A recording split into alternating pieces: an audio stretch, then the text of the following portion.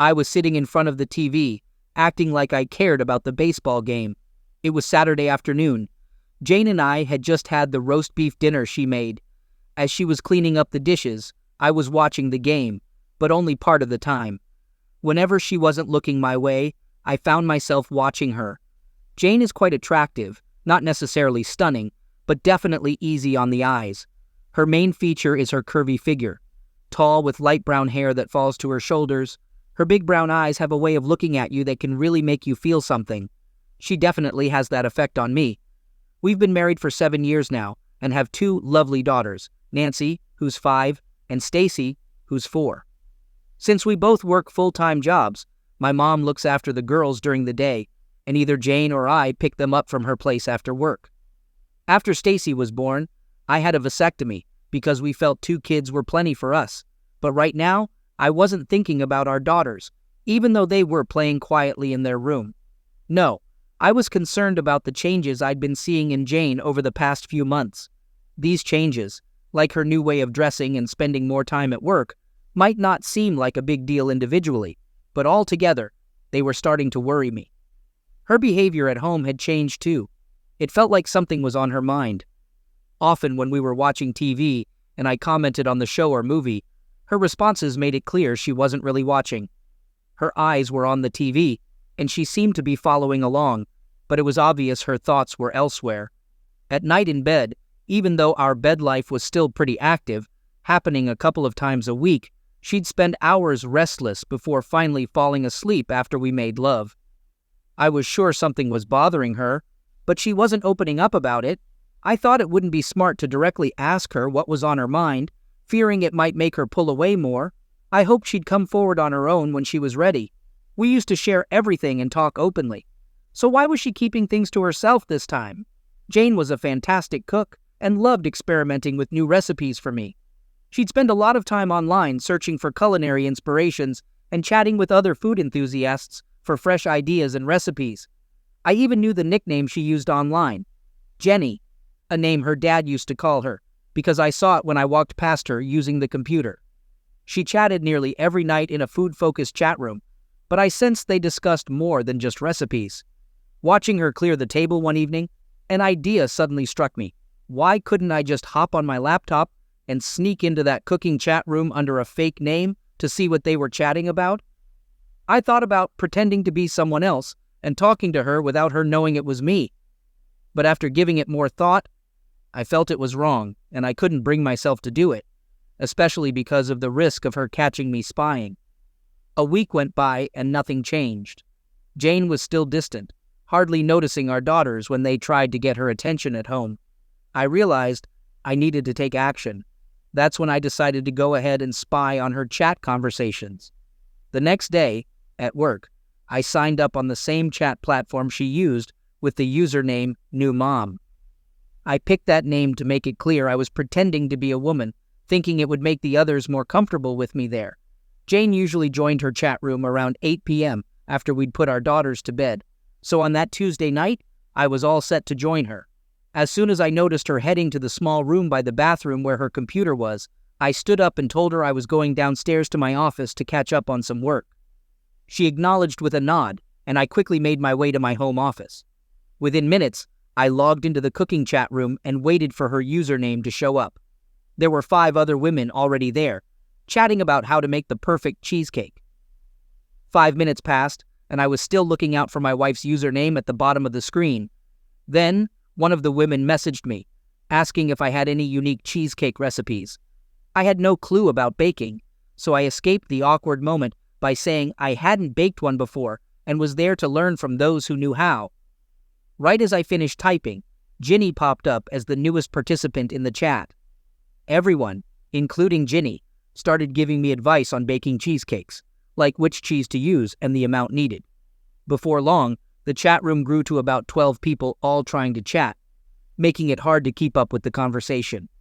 I asked Ginny to email me her cheesecake recipe, so I gave her a newly made Hotmail address specifically for this reason. The next day at work, I found an email from Ginny with the recipe. I was excited because I now had her email address, which was completely new to me. I was surprised because my wife had never kept anything from me before. I felt guilty for the rest of the day, knowing she must never find out that new mom was actually me, her husband. The next day, I emailed her back saying I tried the recipe, the cake was fantastic, and my husband loved it. Soon, we started emailing back and forth and then began chatting outside the cooking chat room. We added each other as friend on the chat site, allowing us to talk any time without needing to be in the cooking section. Meanwhile, Jane's behavior at home and towards me got worse over the next 2 weeks. Our intimate life suffered, dropping to just once a week, and it was clear she wasn't enjoying it like before. It felt as though she was just going through the motions, mainly staying in one position and not participating much. Despite this, we kept writing and chatting, and I started to feel less guilty about it. I realized I needed to figure out what was happening to try and save our marriage. It felt like our relationship was headed in a bad direction because she was becoming increasingly distant from me and our kids. Our intimate life was also declining in quality and frequency. It seemed like her focus on us was taking a back seat to something else on her mind. She was still a dedicated mom, and I knew she'd do anything for our family, but clearly, something was troubling her deeply, and I needed to discover what it was. I started to think she might be involved with someone else. I was willing to do whatever it took to uncover the truth. Hiring a private investigator was out of the question due to lack of funds, and I couldn't spy on her at work, since I knew little about her workplace or her colleagues. We both worked full-time, she at a large law firm and myself at a big bank, both of us sticking to similar schedules. So, one night during our chat, I decided to get more personal with her. We had gotten comfortable with each other by this point, and it was time for me to start digging for information. I lied, saying my name was Lucy and that I lived in Florida. Right away, she mentioned her name was Jane and she lived in Ohio. Then she asked me, "Lucy, what do you do for work?" Jane replied she was a legal secretary, handling contracts and legal paperwork for the lawyers at her firm, and asked about my job. Caught off guard, I quickly made up that I'm currently not working because I'm on maternity leave, but I'll be returning to work in a couple of weeks as a bank teller. Jane then shared, "Oh, my husband also works at a bank. His name is Jack, and he's a programmer there. What's your husband's name?" This was going better than I expected. Jane was sharing information that I already knew to be true, and I was eager to ask her more personal questions. I replied, "His name is Lawrence, and he's in insurance sales." After that, we shifted the conversation to cooking and other topics. I didn't want to overdo it, so I planned to delve deeper into her personal life and job during our next chat. We didn't get to chat for the next 2 nights, and on the 3rd day, I emailed her saying that my bank's manager called me in for an emergency, asking me to come back a week early from leave with extra pay in cash. I expressed my excitement and anxiety about returning to work. I had decided to tell Jane a fabricated story that I had an affair with a coworker at the bank. This plan was to make my wife feel comfortable sharing secrets with her new friend by confiding in her about a made-up affair I was having. I thought if she was unfaithful, she'd be more inclined to discuss it at this point. "Jane, you said in your email that returning to work scared you. Why?" "Lucy, I'm not sure I should share this, but you're my closest friend, so I will. I just hope you won't think less of me once you know what I've done." "Jane, everyone makes mistakes. We're only human. What happened? Did you steal from the bank?" "Lucy, no, it's not like that at all. I got to know a man at work named Roberto. We started off as friends and then became a lot more, if you catch my drift." I proceeded to confess to her about my ongoing affair with this man for over a year, detailing how it started and our weekly meetings after work on Fridays. I mentioned that being with him was thrilling and enjoyable, yet I still loved my husband and didn't want this affair to wreck our marriage. My sharing this story seemed to upset Jane, as she let me continue without interrupting with any questions for quite a while. I could picture her sitting in that small room on the ground floor, in front of her computer, perhaps pondering over the parallels to her own situation, assuming she was being unfaithful. Finally, she did pose a question to Lucy, and I saw it slowly appear on my screen. "But you just had a baby. Are you sure your husband is the dad?" "Lucy, honestly, I'm not sure who the father is, and that's why he can never find out about my affair." Next, I acted as if I was breaking down in tears, and typed that I had to leave because I was too upset to keep typing. Later, when I entered the kitchen, Jane was sitting in front of the TV, but it was clear she wasn't really watching it, just lost in thought as usual. I joined her on the couch, and when I took her hand, she looked at me, her eyes red from crying. After a short conversation, she suggested going to bed, which I understood as her wanting to be intimate. I was more than ready, especially since it had been a week since we last were together. In bed, we were intimate and cuddled for over an hour before falling asleep in each other's arms. Reflecting on our marriage the next day at work, I wondered if the fake online friendship I had created with my wife was beneficial. It did lead to us being intimate the night before, but I hadn't learned anything new from her. I figured I first needed to establish a trustful atmosphere so Jane would feel comfortable sharing secrets with her friend Lucy, especially now that she believed Lucy had a secret too. Jane and Lucy didn't communicate over the weekend, but on Monday, I emailed Jane from work, pretending to be excited about a conversation I had with Roberto, marking the first in 3 months. I was eager to share this with her. That evening, after the kids went to bed, I went to my office in the basement, logged onto my computer, and waited for Jane to come online for our chat. "I'm so happy to chat with you tonight. I've got some good news," I began, ready to share. Jane responded, acknowledging my email and joking that she could guess why I was in such a high spirits. "Lucy, Roberto was just as excited to finally speak with me again, and I could feel he still has feelings for me. It made me really happy," I shared. "Jane, but if he really cared, why didn't he call or try to meet up with you these past 3 months?" she questioned. "Lucy, calling was not an option because I think Lawrence started suspecting something, and I'm almost certain he's monitoring our home phone. And checking my cell phone is easy for him when he looks at the bill," I explained. "Jane, but why didn't you meet him in a motel like before when you were working?" she asked. "Lucy, that wouldn't have been possible. I was pregnant and didn't feel good about my appearance. Plus, I doubt Roberto wanted to be with someone who was pregnant," I replied. We continued the conversation for another 30 minutes, and I could sense Jane wasn't impressed with the fictional Roberto I described. I aimed to highlight the negative aspects of infidelity by portraying Roberto as a narcissistic, stereotypical cheater. Jane and Lucy didn't chat on Tuesday, but when Wednesday came, we talked again. During this chat, Jane opened up about her own issues over the last couple of months. The conversation lasted more than an hour, and that's when I discovered she was indeed involved with someone else, a lawyer who was also her boss. She revealed the man's name was Jason Weldon, and he was a married lawyer with a child, who also happened to be her boss. I had heard Jane mention Jason a few times before, but she hadn't brought up his name at all in the last few months. Their relationship started nearly a year back during a trip to Atlanta for a convention, a detail Jane omitted when she told me about the trip. She led me to believe she was traveling with another secretary, making it seem like they were the only two attending. She had justified the trip by saying it would look good for her job performance review and could help her get a raise. Jane shared with Lucy that on their first evening in Atlanta, after a group dinner, she and her boss had drinks in the hotel lounge. The evening progressed with an invitation to his room for more wine, which eventually led to intimate moments. Despite the initial regret and guilt she felt after their first encounter, she found herself repeating the experience the next night, spending it in his room. Reading my wife's confession left me utterly shocked. I couldn't understand how she could betray our family like this. She didn't just have an affair with this guy once. She did it twice, even spending the whole night with him on the second occasion. Eager to know more, I continued to probe into her current situation with her boss, and she openly shared everything. Here's the gist. After returning from the convention, she felt awful and stayed away from him for a few weeks. However, she eventually gave in to his persistent pursuit, and they resumed their affair.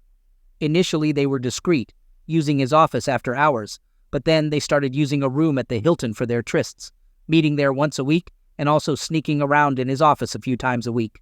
The rage I felt reading her admission was indescribable. I had to restrain myself from confronting her violently, but as my anger cooled, a desire for vengeance took its place. It became clear my marriage was irreparable, and my only focus was on making her pay for the damage to our relationship. Then, posing as Lucy, I inquired if she had feelings for Jason Weldon. Her response was immediate and unequivocal. She didn't love him. She professed her greater love for her husband, but admitted the physical connection with Jason was irresistible, likening it to an addiction. She confessed the affair had been going on for over a year, with their encounters happening 3 to 4 times a week, far more frequently than she was intimate with me. I remember all the times I really wanted to be intimate with her, but she always had some reason to avoid it. However, from what she told Lucy, it seemed she was always willing and excited to be with him.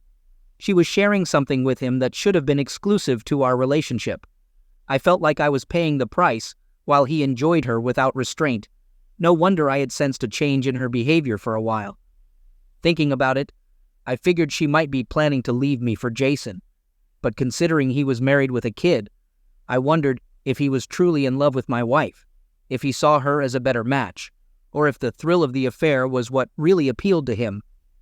After chatting with Jane for over an hour, I felt completely drained. There were still many questions left unanswered, but I needed time to process everything I had discovered. So I excused myself, saying the baby needed me, and promised we'd talk again in a day or two before saying goodbye. What should a man do when he finds out his life is falling apart, when he realizes his wife is not only his, but is also frequently involved with another man? When he hears from her that being with this man is addictively pleasurable, making it something she feels she can't give up. Sure, she claimed to love me more than anything, but how can I overlook the fact that she's repeatedly sharing herself with someone else?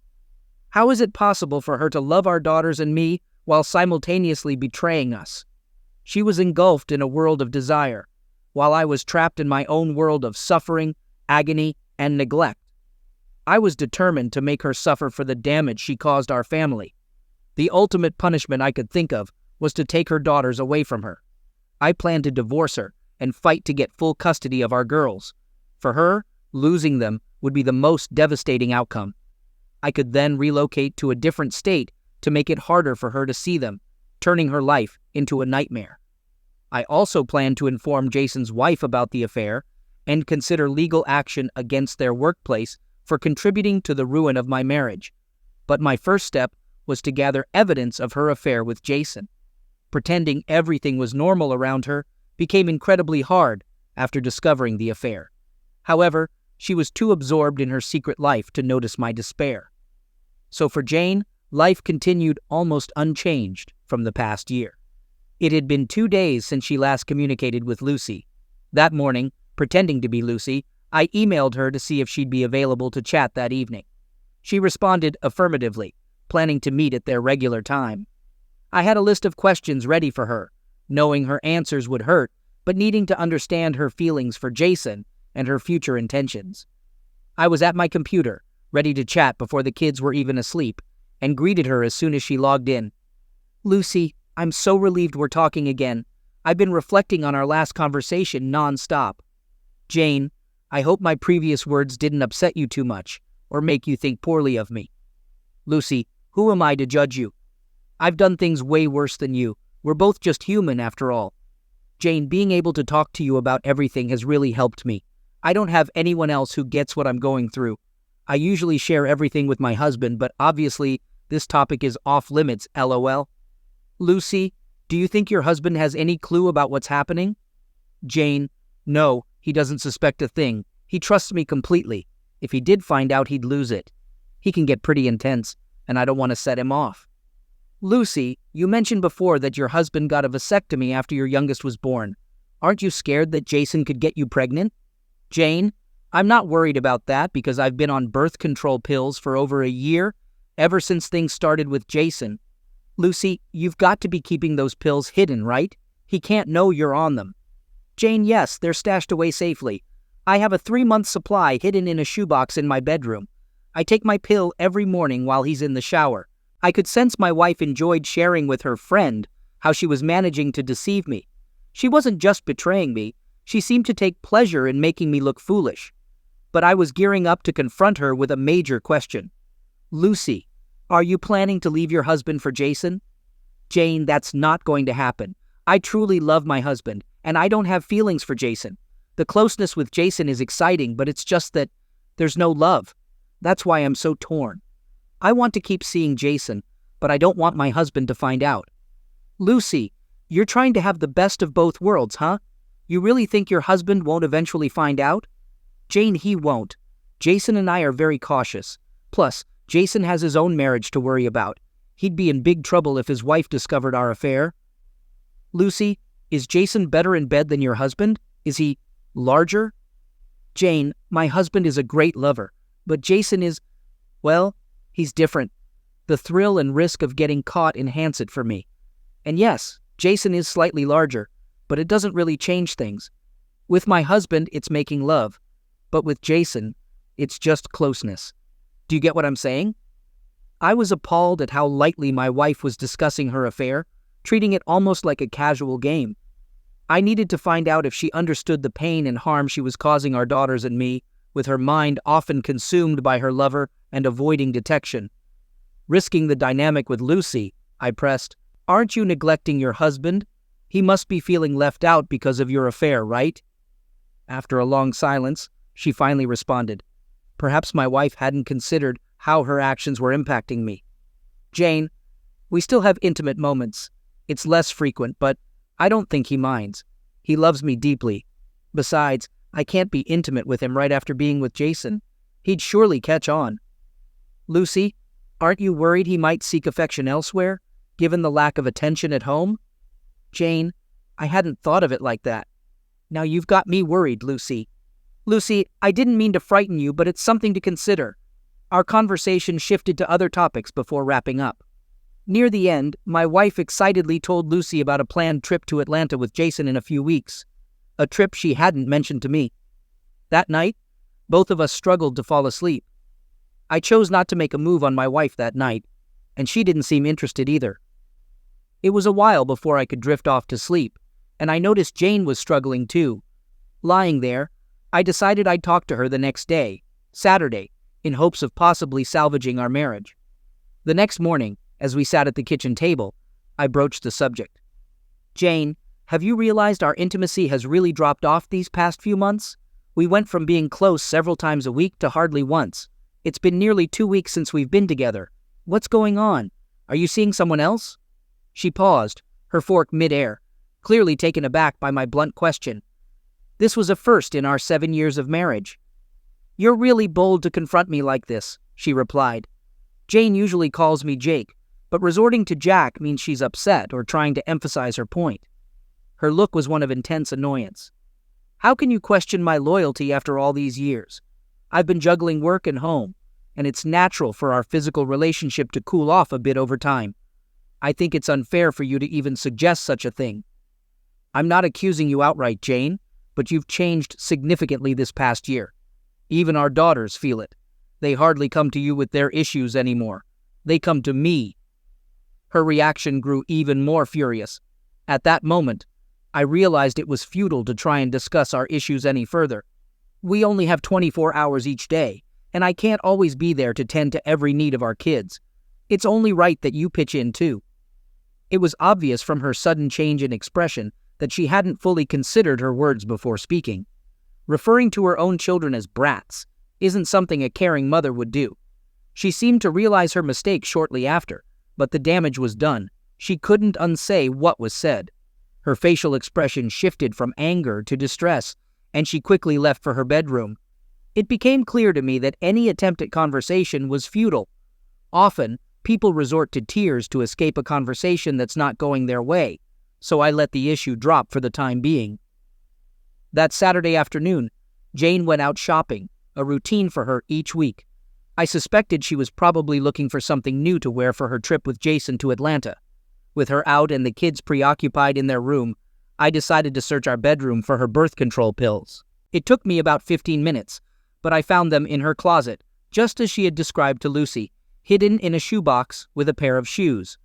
The pills were in a plastic case, and there were 2 more sealed packs in the box, indicating she had been on them for a year, likely starting around the time her affair with Jason began. Knowing I had a vasectomy, she would have no explanation for a pregnancy other than admitting to the affair. A mix of sadness, anger, and pity washed over me. At that moment, she wasn't the loving wife I had married 7 years ago. Where had the woman gone who used to care so deeply for me? It felt like I had lost her forever. Holding the pill dispenser, I pondered the future of our family, and what this meant for our daughters. I now realized that my marriage had come to an end. Yet I was certain I couldn't let my daughter stay under her sole care. Tears overwhelmed me as I sat on our bed, clutching the open pill case. Despair soon took over my sadness, followed by a strong desire for revenge against both my wife and her lover. While sitting there, teary-eyed and upset, a plan started forming in my head. It was a harmful scheme, far removed from anything a kind-hearted person would consider, but my heart no longer had space for mercy or forgiveness. Bitterness and anger had consumed me. I carefully removed a pill from the case, then took my daughters over to my mother's place before heading to a pharmacy. I spent half an hour scanning the shelves for exactly what I needed and ended up choosing 2 types of white round pills, similar in size to my wife's birth control pills. The label on one bottle indicated the pills were for liver issues, while the other was baby aspirin. After purchasing them, I compared these new pills with one from my wife's pack at home. The baby aspirin pill fit perfectly into the dispenser, albeit being slightly thicker. I proceeded to replace all the pills in the current pack with the ones I had bought. After putting everything back in place, I went to pick up my daughters. I hoped they wouldn't mention the visit to their grandmother's when my wife got home, but I had already thought of an excuse for why they were there just in case. Life continued, and the next Tuesday, Jane mentioned she'd be going to another conference in Atlanta for a couple of days, tagging along with a secretary from her office, though she didn't specify who. While she was away, she didn't call us even once.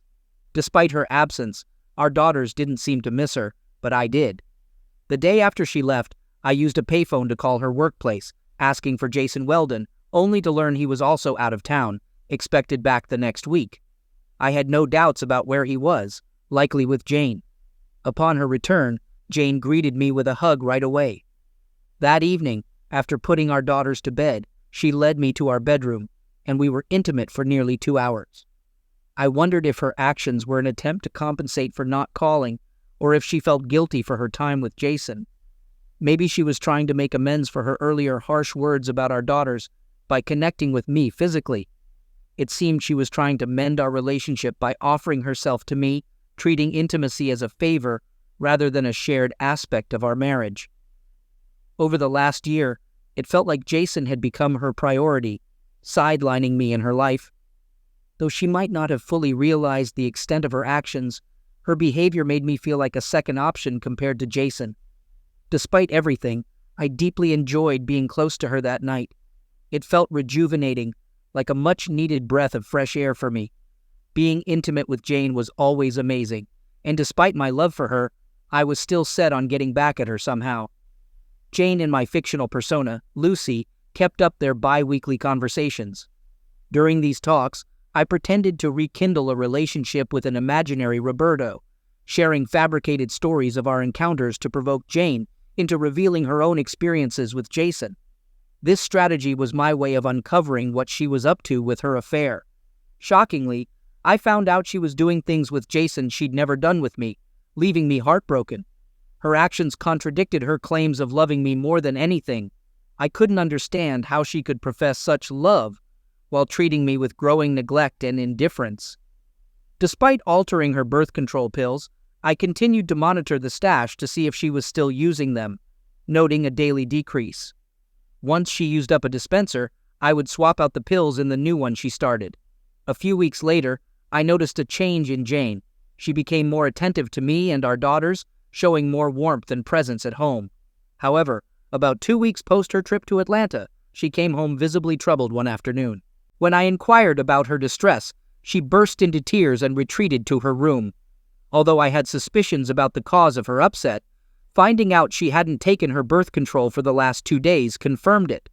Jane was pregnant, which is why she stopped taking her daily birth control pill. As soon as I could, I swapped the aspirin I had placed in the dispenser with the real birth control pills I had stored in my office. I did this just in case she tried to return the pills, complaining they didn't work as expected. Things were starting to escalate, and I anticipated that it wouldn't be long before the consequences of her 15-month affair began to severely impact her. The brief moments of joy she found in her lover's arms were not worth the upcoming anguish and distress. Despite my attempts to get her to talk about what was troubling her, she wouldn't confess to her affair or her pregnancy. Even if she had come clean then, I still would have pursued a divorce and fought for sole custody of our daughters. But it would have stopped my quest for revenge right there. Instead, she continued to deceive me, even with a child that wasn't mine growing inside her. I wasn't yet ready to reveal that I knew about her affair and pregnancy. I needed more evidence of her infidelity since I planned to sue her employer for contributing to the demise of our marriage. It had been a couple of weeks since Jane last spoke to Lucy, since just before her trip to Atlanta, and I was curious if she would share news of her pregnancy with her fictional friend. As soon as I noticed her getting on her computer after we had put the kids to bed, I dashed to the basement to start chatting with her online. She shared details about her trip to Atlanta, even boasting to Lucy about how much she enjoyed spending those nights with Jason. She confessed they had spent a large part of those nights being intimate. On a whim, Lucy questioned her willingness to leave her husband for Jason. To my surprise, my wife insisted she would never leave me because she loved me, clarifying her relationship with Jason was purely physical, without any emotional attachment. What shocked me more was her claim about wanting to end her affair with Jason and return to being a devoted wife to me. Yet, she omitted any mention of her pregnancy. If she thought we could simply go back to how things were before her infidelity, she was in for a shock. For over a year, she had been intimately involved with Jason, denying me the affection that was supposed to be mine by right. Then, on a Friday evening, she confessed to Lucy that she was expecting Jason's child and they intended to visit a private clinic for an abortion. She detailed their plan to travel to a clinic in Red River in 2 weeks, aiming to stay there for a few days post-procedure for recovery. I documented everything she said to use it against her later. The next day, I took time off work to drive to Red River, an hour away. Posing as Jane's husband, I confirmed her appointment at the clinic for the abortion on the 14th. I obtained written confirmation, complete with the clinic's stamp, and also learned the name of the doctor scheduled to perform the procedure, Dr. Keith Miller. A week later, as we were all seated for a meal, Jane told me she needed to go to another important conference in Atlanta, staying away for 2 more nights. She also mentioned this would be her final work-related trip. I wasn't exactly thrilled, aware of the real reason for her travel, and she seemed surprised by my lackluster reaction to her announcement. I was already aware her affair was winding down, which likely explained her decision to stop attending these conferences. However, by this point, it was far too late for any chance of reconciliation from my side. I took Wednesday the 14th off and watched Jane leave early that morning. She kissed me goodbye and headed to the airport in her Toyota, planning to leave it there and proceed with Jason to Red River. After she left, I drove to Red River myself, parking outside the clinic with a clear view of its entrance. When they arrived, I managed to capture clear photos of them entering the clinic together. After making sure they were inside, I left to avoid being spotted. By the afternoon of the 16th, I was already home, having secretly taken 2 weeks off from work. Jane came home looking worn and surprised to find me there so early. By then, I had everything in place. On the day Jane headed for Red River, I had met with my lawyer and later visited the firm where Jane worked to speak with Ronald Ross, the firm's president. I laid out the entire situation to him, detailing my wife's affair with Jason Weldon, including her pregnancy and their trip to a clinic in Red River for an abortion. I mentioned my plans to divorce her and sue both Jason for ruining our marriage and the firm for not upholding professional boundaries between bosses and employees. I emphasized my readiness to take this matter to court, armed with solid evidence, including photos of Jason and my wife at the clinic. Understanding the potential for negative publicity towards the firm, he requested a day to consult with his team. They conducted their due diligence, questioning other secretaries and verifying my claims with the clinic. After discussions, we reached an agreement for a settlement of $500,000 to avoid suing the firm. Additionally, Jason and my wife were to be terminated from their positions. However, considering my wife's role as the mother of our children and not wanting her to struggle financially or rely on welfare, I negotiated for her to receive her salary for another year and have her counseling and healthcare costs covered for the next 5 years. We came to an agreement, and after extensive talks between my lawyer and theirs, the necessary documents were drafted and signed by me. Then, a check was issued to my lawyer, dated for after the completion of my divorce, to ensure my wife couldn't claim any of it. I was ready to confront Jane, having already arranged for divorce papers and a restraining order to prevent her from coming near our home or daughters during the divorce proceedings. In a letter included with the divorce paperwork, I warned her that if she contested the divorce terms, I'd pursue full custody of our daughters in court, ensuring she'd lose any access to them. When Jane returned home the next day, unaware of her impending divorce and job loss until possibly Monday, I was there to meet her. She was caught off guard by my presence in the early afternoon. "Jack, why are you home already? And why didn't you pick up the girls first?" I explained I took the day off because we needed to talk, which is why I hadn't picked up our daughters from my mother's yet. "What's so urgent that you needed to take the day off?" she asked. I told her about discovering something a few weeks back while fixing a light in our walk-in closet, leading to a box falling and revealing its contents. I then presented the shoebox with the birth control dispensers to her on the living room table, asking for an explanation. The overnight bag she was carrying dropped to the floor as her face turned pale, briefly showing a look of shock before it quickly changed. Suddenly, she cried out in panic, "Oh God! Oh God! No, this can't be happening."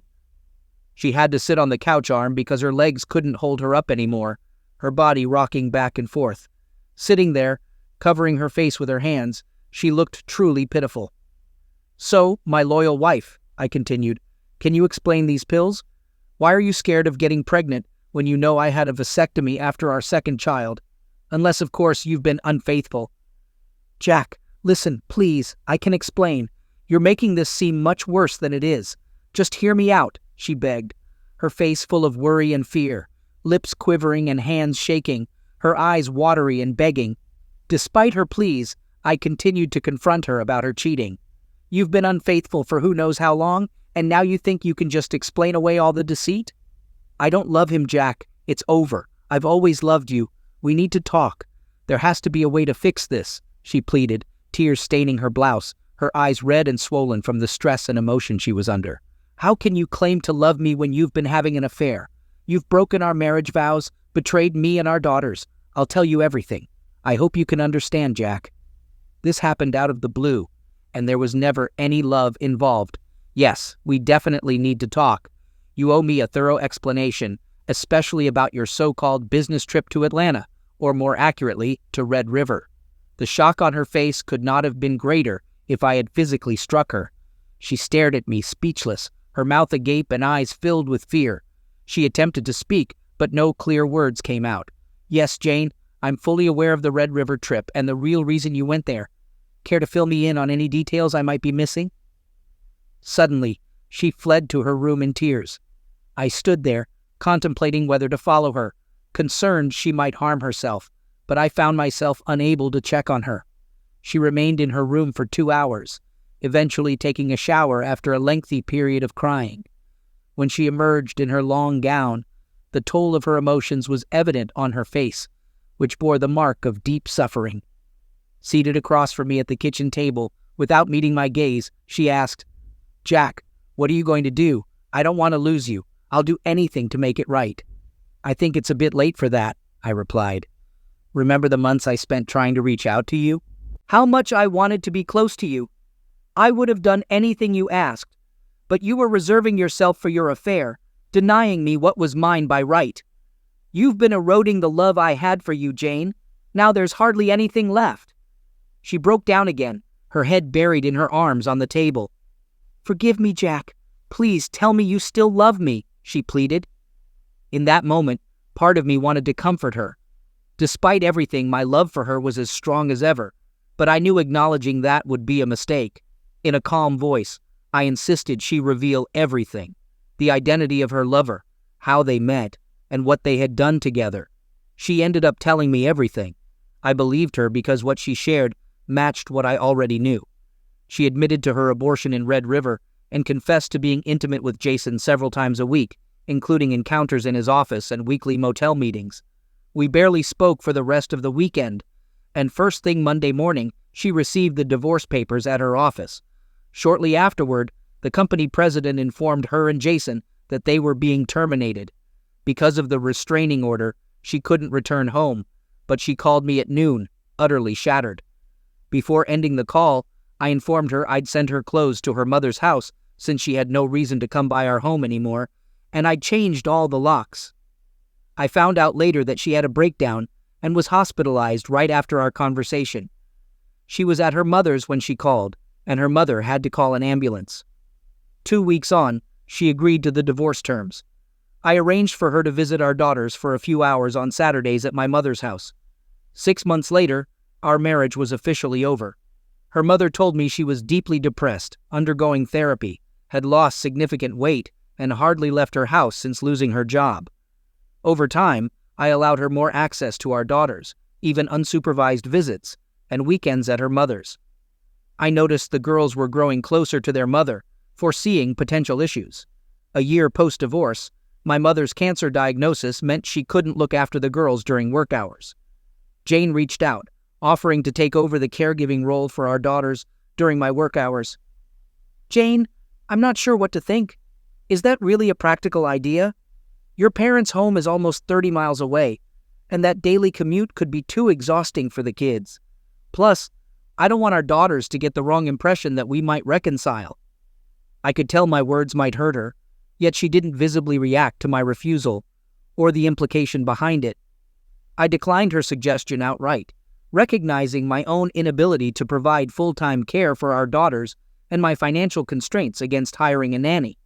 However, a few weeks later, a settlement from Jane's former employer provided me with sufficient funds to employ a nanny for the girls. A year into the future, I was in a relationship with Maria, a kind widow without children of her own, whom my daughters adore and have embraced as a maternal figure.